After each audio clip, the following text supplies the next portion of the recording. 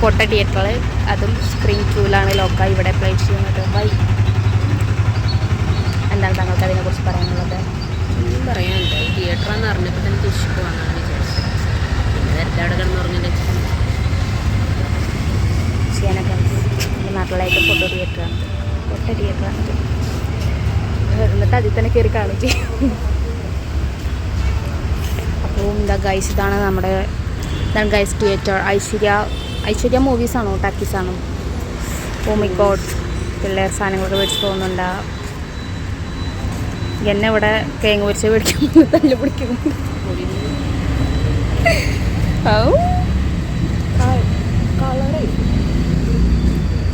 So you have some color. Then talking about the Lokka, അത് താങ്കൾക്ക് ഒന്നും പറയാനില്ല. വിത്തൗട്ട് എനി എക്സ്പെക്ടേഷനാണ് കാണുന്നത്. ഞാൻ ട്രെയിലർ പോലും നോക്കിയിട്ടില്ല.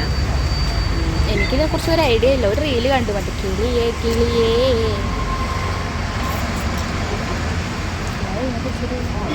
ഒരു പിണ്ണാക്കും അറിയുക. എനിക്ക് ചില മണ്ടന്മാരോടാണ് പറയാനുള്ളത്. ടൈലൻറ്റും അങ്ങനെ കുറേ സംഭവങ്ങളൊക്കെ ഉള്ളൊരു ഫിലിമായിരിക്കും. ഇതൊരു സീക്വലാണ്. അപ്പോൾ അത് കാണാതെ പടം തീർന്നെന്ന് പറഞ്ഞ് ഇറങ്ങി ഓടുമ്പോൾ ഓടിയിട്ട് വെളിയിൽ കാത്തു നിൽക്കുക. ഞാൻ ഇറങ്ങി ഓടുന്നതല്ല എന്നാണ് എനിക്ക് പറയുന്നത്.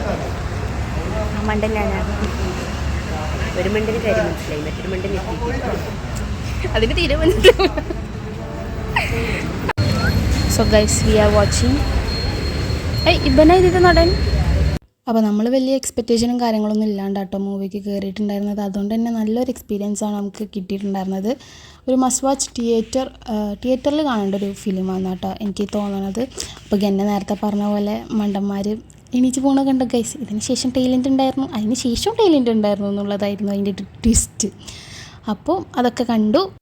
എന്ത് രസമായിരുന്നില്ല അതിൽ കല്യാണി പ്രിയദർശനെ കാണാൻ വേണ്ടിയിട്ട്. നല്ല ഭംഗിയുണ്ടായിരുന്നു. അപ്പോൾ നിങ്ങൾക്ക് ഫിലിം ഇഷ്ടപ്പെട്ടോ ഇല്ലോ എന്നുള്ളത് എന്തായാലും ഡു കമൻറ്റ്. അപ്പോൾ അടുത്ത വീഡിയോ ആയിട്ട് കാണുന്നവർ ബൈ.